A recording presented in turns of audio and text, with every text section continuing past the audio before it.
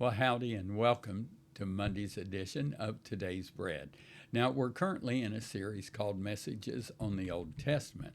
This week, we're going over God Restores His People. Today's portion is the decree to return.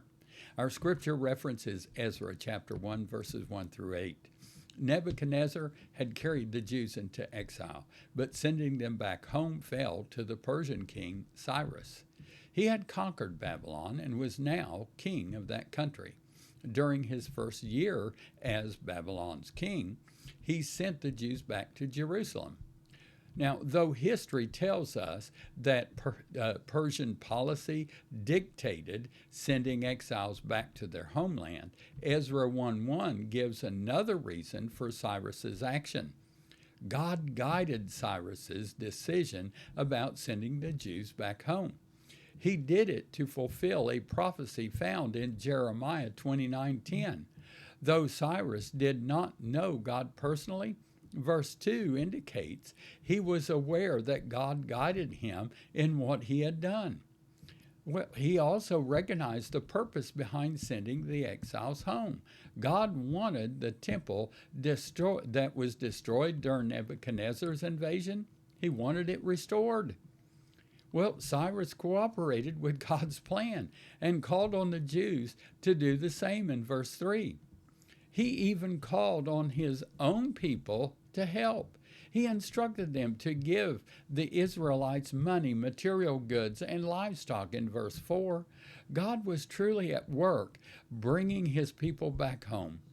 He influenced their leaders, verse 5, the Gentile neighbors, verse 6, and King Cyrus himself, verses 7 and 8, to make the journey possible. All of this happened because God wanted to restore his people to the promised land. Now, this should encourage anyone who needs personal restoration or who is concerned about someone else who needs to be restored.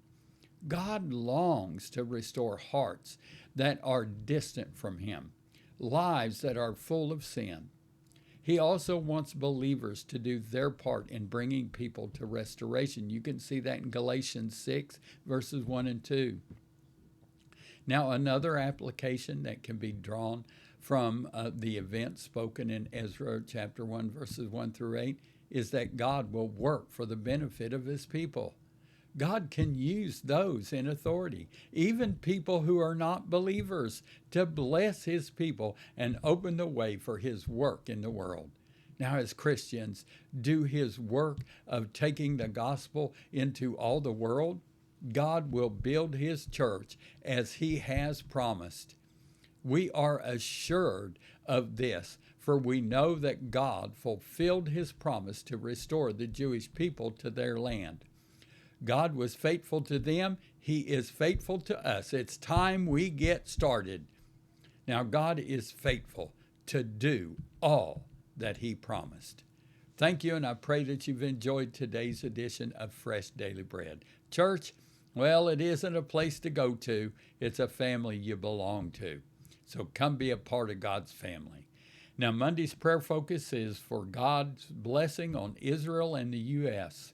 Pray for God to bless Israel with peace and safety and for a return to biblical principles in the governments of Israel and the United States. Now remember, Jesus, he's coming back soon. Well, here's Monday's blessing. I bless you with faith to accept and see answers to your prayers as you live in obedience and love.